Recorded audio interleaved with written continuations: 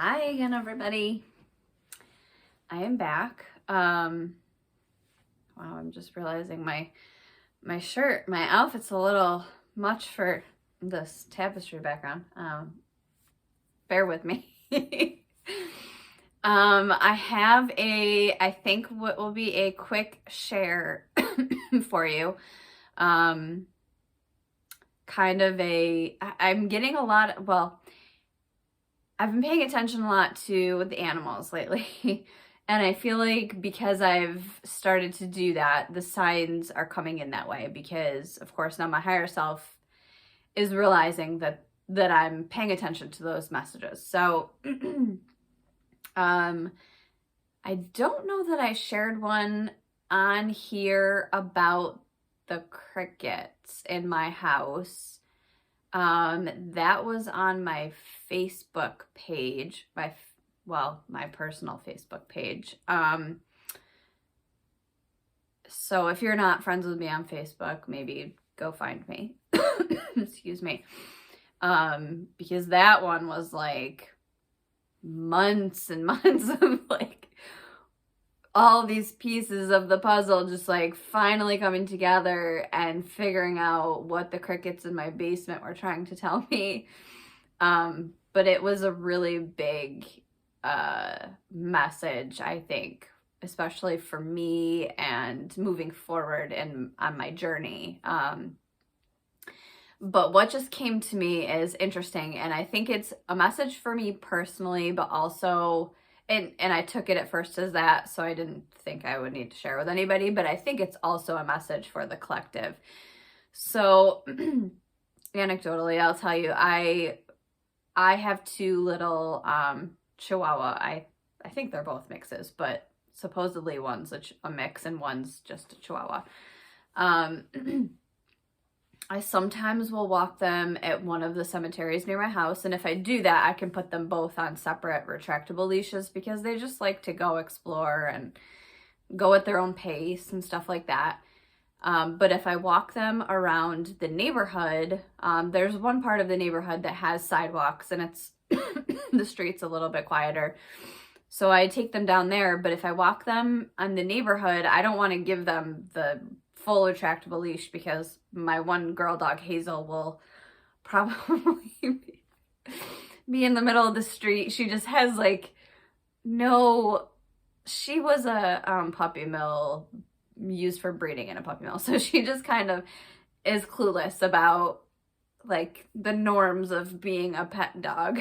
So she likes to just she doesn't know that the street is a street and that she should stay on the sidewalk. But so I put them on a cool like splitter that I have and then attach a leash to it. So, I mean, it ends up being pretty long if I were to give them the full extent of it, but alas, I don't.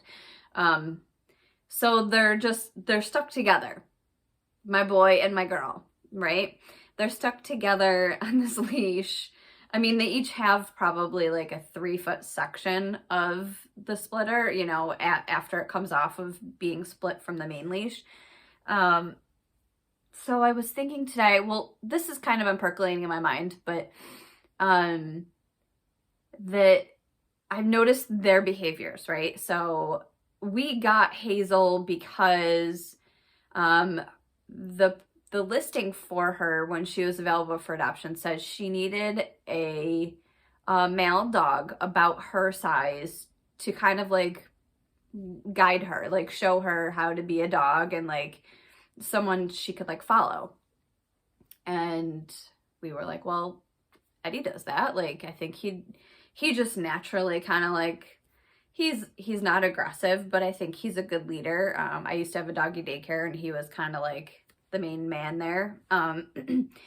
So, and he's, exactly the same size as her. So that worked out really well. And she does typically follow, like she's learned a lot from him and is still learning. As weeks and months go on, it's like funny to see. I've had her now for almost 1.5 years and she's still like doing new things.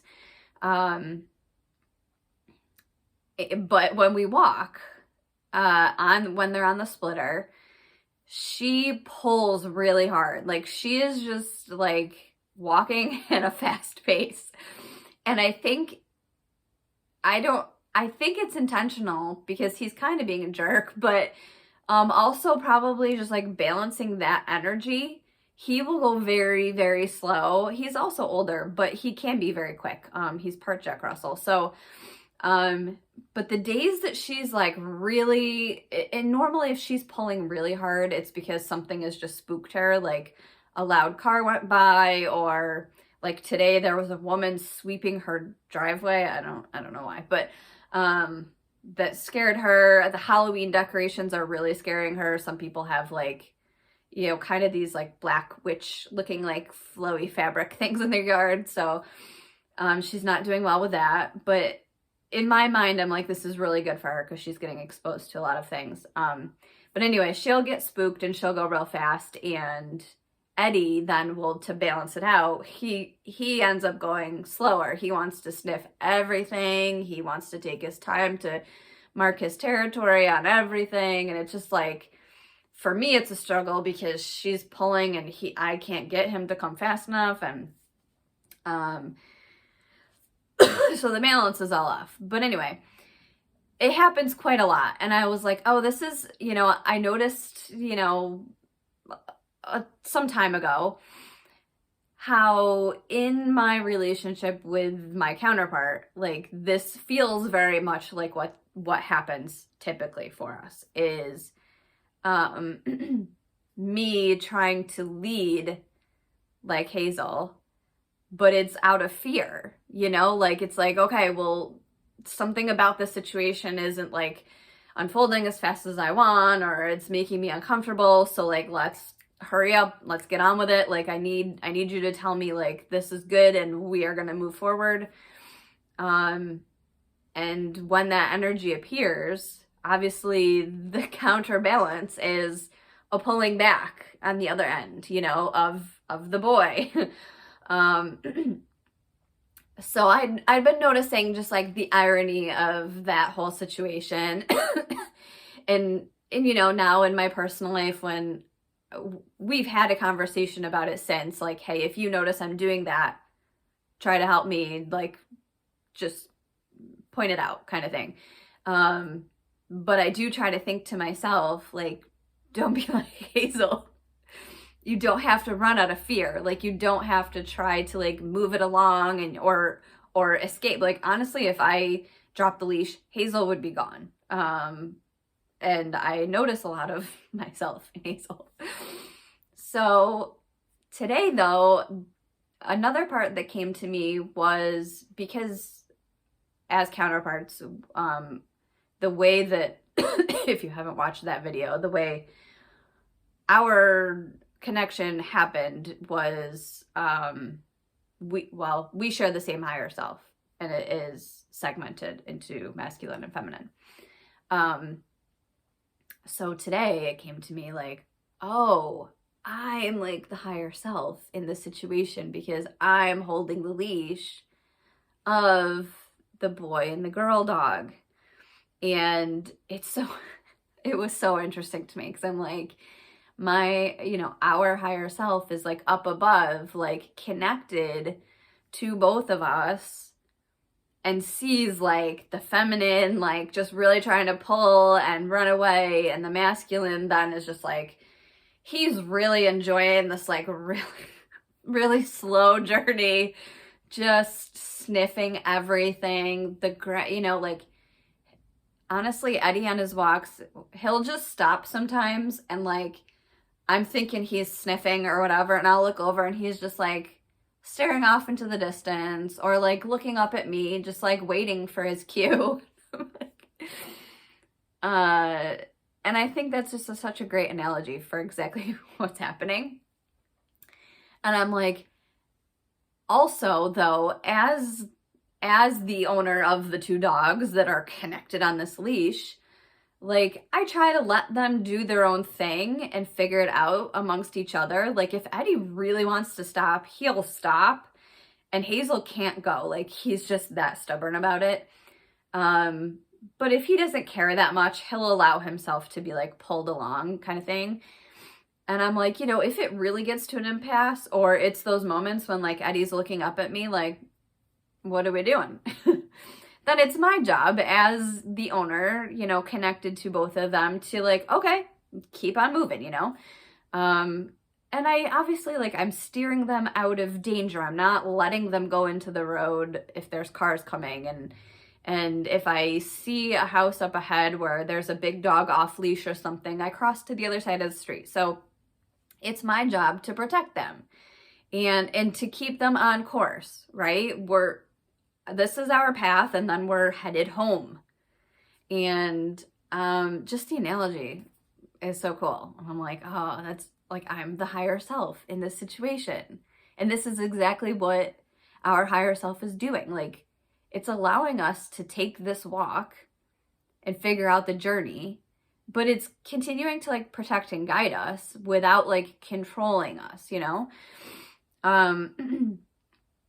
So, but I think like that's like my personal, like what I see in that situation. But it just came to me when I got home today from the walk, that I think that this is a metaphor for like the bigger picture of the collective. And this ties into the whole cricket thing, which was a very personal message for me, but also like a message for the collective. You know, just briefly, like the message of the cricket that I felt I needed to share was, now is the time, not putting pressure on the masculine, but now is the time, more a message for the feminine, that we need to shut the fuck up and listen to what the men have to say. Because the crickets, the male crickets are the ones that chirp, and the females find them by, I mean, they can sense it as vibration. They don't hear the noise, but so that was kind of the message, is like, these crickets just wouldn't leave my basement. I couldn't sleep. And it's just like, okay, now is the time. Like, these men want and need to express themselves, and it's our job as the women crickets, like, to just shut up and listen to what they have to say, and just find them based on vibration. And I think that that is also like kind of being shown in this whole dog scenario. Is like, we have women who, I mean, you know, if you follow the traditional school of thought, the feminine energy, most typically in women, we're kind of leading the awakening. For whatever reason, we went through the process first, or began the process first. I don't even want to say like we're done with the process. But we learned how to communicate and heal and those kinds of things, hold space for each other primarily. And I think now that the men are going to be coming up to speed, if we use the dog analogy, like, don't be like the dogs.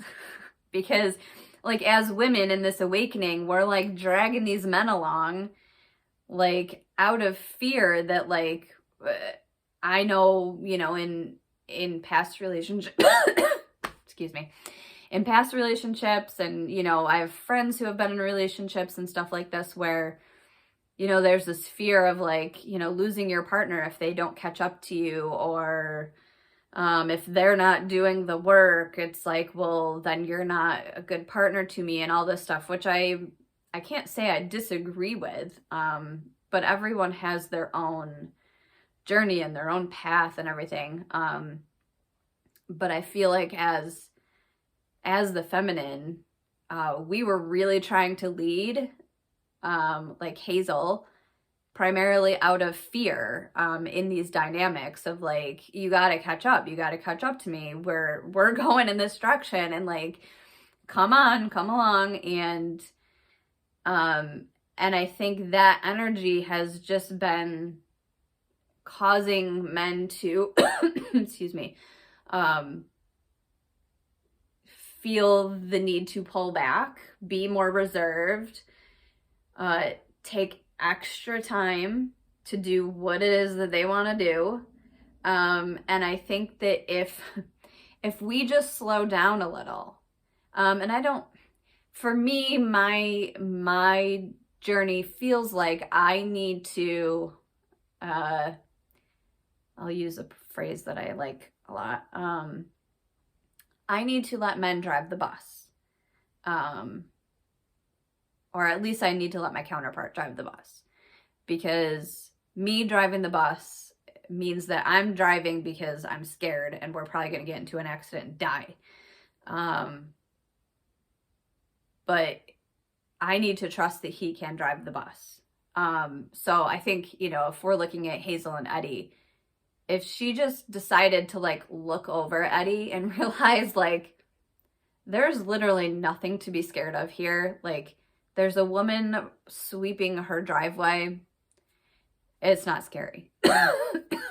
Those Halloween decorations they're not real. Like if she just looked to Eddie for a cue, she would realize that he's showing her you don't have to be scared. There's nothing here to be scared of. And in her pulling back and not trying to lead and pull out of fear, I don't know that he necessarily wants to like zoom ahead in the lead. Sometimes he does, but they would walk very well just right next to each other. And it would help him to feel like he doesn't need to pull back to balance. So, yeah. I don't know. Hopefully you guys like that little story about my little doggies, but hopefully next time I come on, I won't be sick. Longest cold I've ever had, I think. We're going on almost a full 2 weeks now. Although it's much better than it was when it first started. So, all right, y'all. Thank you for listening. Hope this helps. And I will talk to you soon. I love you.